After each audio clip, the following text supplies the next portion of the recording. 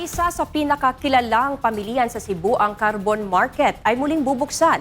Pero sa bagong anyo, bagamat may ilang tumututol, tuloy-tuloy ang redevelopment project na magdadala ng modernisadong gusali, mas maayos sa pasilidad at pananatili ng kulturang Cebuano. Alamin natin ang buong detalye ni Jemray Biosa. Inaasahang matatapos ang pangunahing gusali ng Carbon Market Development sa pagtatapos ng 2026. Ito ang inanunsyo ni Cebu 2 World President at CEO Manuel Luis Ferrer sa isang press briefing.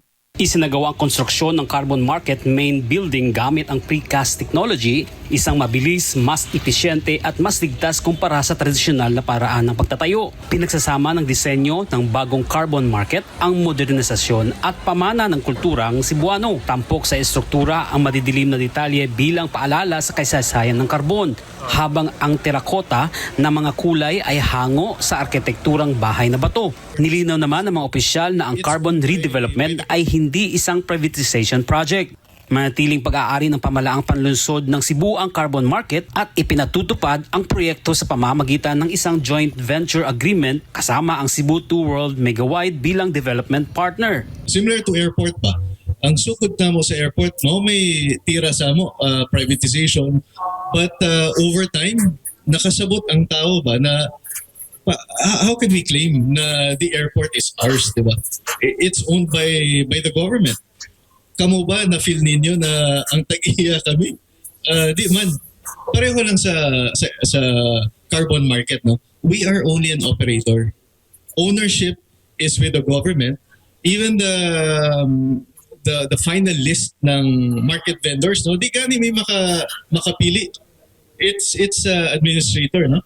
So kami operator lang yun. Mayroon ding mahigpit na koordinasyon sa pagitan ng Cebu 2 World Megawide at ng Office of the City Market upang matugunan naman ang lahat ng usapin ng mga vendor. Tiniyak ng lungsod na walang vendor ang maiiwan, na ang opisyal na listahan ng mga vendor ay bini-verify ng pamalaan at ang upa ay manatiling alinsunod sa 2017 Market Code at hindi sa binagong bersyon noong 2023. Tiniyak din ng developer na manatili sa 8 pesos and 50 centavos kada metro kwadrado ang upa ng mga vendor sa carbon hanggang 2028. Bilin nga 850 per square meter ang market rental fees based on the 2017 market code. Og sa pagbalhin sa umaabot nga bagong building at least until 2028. Why 2028? Because we promised during our previous consultations to the vendors na dili mi mo implement og increase because bag-o pa man sad. So napatay transition period. Binigyan din ng C2W na ang Office of the City Markets lamang ang may kapangyarihang magrehistro ng mga vendor at magtalaga ng mga pwesto. The awarding of the stalls, the listing of the vendors remains under the scope or the power of the city government through the Office of the City Markets.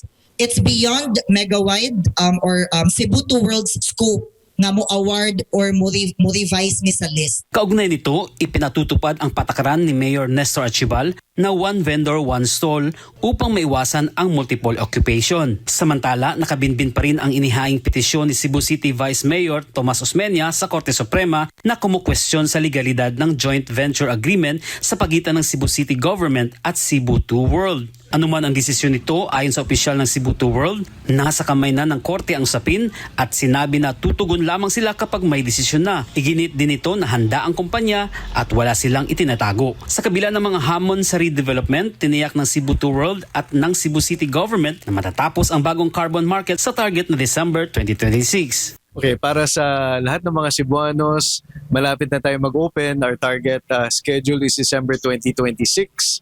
And parang ginawa natin sa airport na hindi talaga simple sa umpisa, maraming challenges, but we delivered an airport that we can all be proud of. Ganun din mangyari dito sa public market sa Cebu, sa carbon natin. Sa umpisa maraming gulo, but soon you will be very proud of this carbon market. Itinuturing ng pamalaan at Cebu 2 World ang redevelopment ng carbon market bilang pamatagalang pamumuhunan para sa mas maayos, ligtas at modernong pamilihan habang pinanatili ang kasaysayan at kultura ng Cebu. Mula dito sa Cebu, para sa Diyos at sa Pilipinas nating mahal, Jimry Biosa, SMNA News.